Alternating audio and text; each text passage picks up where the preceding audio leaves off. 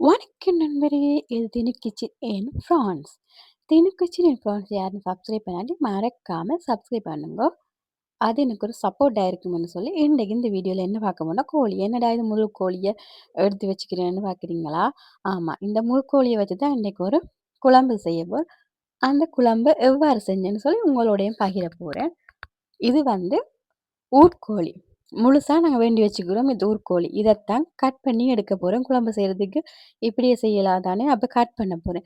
Cut பண்ணி தேவையான அளவு சிறிய சிறிய துண்டுகளா வெட்டி எடுக்க போறேன். வெட்டி எடுத்துட்டு தான் இத நான் குழம்பு செய்ய போறேன்.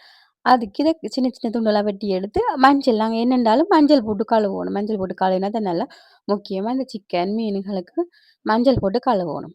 அப்ப மஞ்சள் போட்டு கழுவிட்டு எடுத்து வச்சுட்டு, இப்ப நான் என்ன செய்ய போறேன்னா, அடுப்புல ஒரு சட்டி ஒண்ணு வைக்க போறேன். சட்டி காஞ்சோனே அதுக்குள்ள நான் வந்து நல்லெண்ணெய் சேர்க்க போறேன். நல்லெண்ணெய் சேர்த்து நல்லெண்ணெய் கொதிச்சதும், பெருஞ்சீரகமும், கருவேப்பிலையும், வெங்காயமும் சேர்த்து நல்லா தாளிக்க போறேன். இந்த வெங்காயம் வந்து நல்ல பொன்னிறமா வரும் வரையும் தாளிச்சு எடுக்க போறேன். இன்றைக்கு நான் இந்த சிக்கன் கறிக்கு வந்து தக்காளி பழம் சேர்க்க போறது இல்ல. தக்காளி பழம் சேர்க்காம தான் இந்த சிக்கன் கறி வைக்க போறேன். அப்ப நான் இந்த வெங்காயம் வந்து நல்ல பொன்னிறமா வரும் வரையும் வதக்கி எடுக்க போறேன். வதக்கி எடுத்ததுக்கு பிறகு இதுக்குள்ள இஞ்சியும், உள்ளியும் இடிச்சு வச்சுக்கிறேன். அந்த இடிச்சு வச்சுக்கிற இஞ்சியும், உள்ளியும் இதோட சேர்த்து நல்லா வதக்க போறேன். இந்த பச்சை மணம் போகும் வரை வதக்கி எடுக்க போறேன்.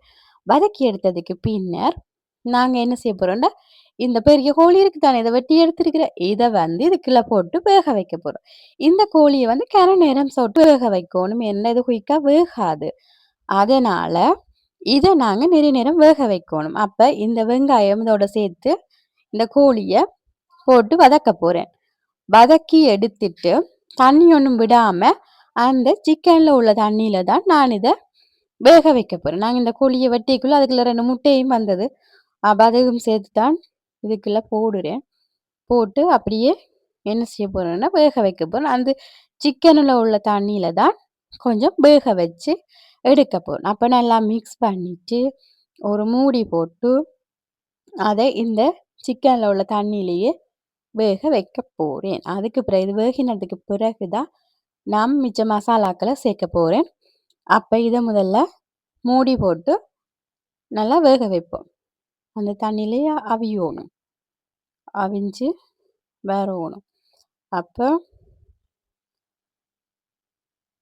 வேக வச்சு இது வந்து 3/4 பதத்துக்கு வேக வச்சு எடுத்திருக்கிறேன்.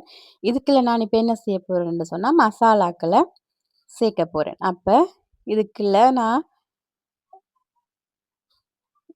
கறித்தூள், அதாவது நம்மட யாழ்ப்பாணத்து மிளகாய்த்தூள் அது, மற்றது கரம் மசாலா, உப்பு எல்லாம் சேர்த்து இத திருப்பியும் அவிய விட போறேன். இந்த மசாலாக்கள் நான் இதுக்கு தண்ணியே சேர்க்கல. ஆனா இந்த சிக்கன் எவ்வளோ தண்ணி விட்டு வந்திருக்குன்னு சொல்லி.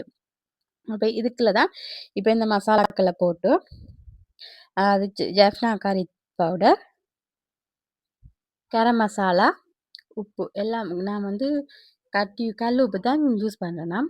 அப்ப எல்லாம் சேர்த்து நல்லா மிக்ஸ் பண்ணி இந்த கோழியில எல்லாம் மசாலாக்கள் நல்லா கலக்கும் வரையும் கலந்துட்டு, இத திருப்பியும் மூடி போட்டு அவிய போறேன்.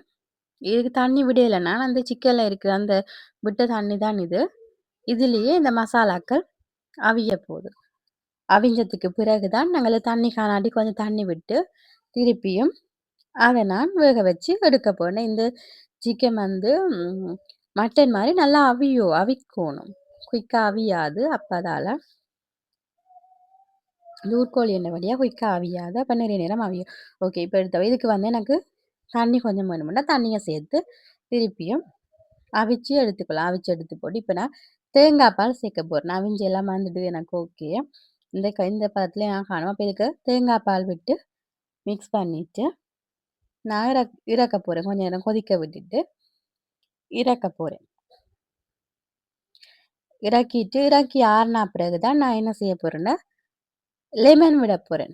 லெமன் விட்டு இறக்கி ஆறுன அப்புறம் லெமன் விட இப்ப எங்களுக்கு சிக்கன் கறி ரெடி ஆயிட்டு இதை இறக்கிட்டு இதுக்கு லெமன் விட்டுட்டு நல்லா சோறு போட்டு சாப்பிட போறேன்.